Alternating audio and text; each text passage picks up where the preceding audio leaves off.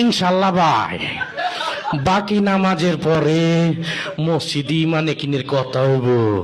ওই মুসল্লি তোরা গলতে ববি, নাইলে কিন্তু সানডে মানডে ক্লোজ করে দিব, কয়ে দিবা লাগছি।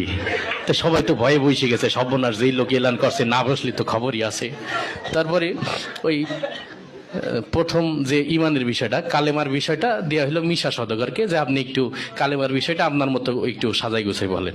তাই মিশা সওদাগর কালেমার বিষয়টা বলতেছে এইভাবে: আমরা দু চোখে যা কিছু দেখি আর না দেখি সব আল্লাহ সৃষ্টি মাখলুক।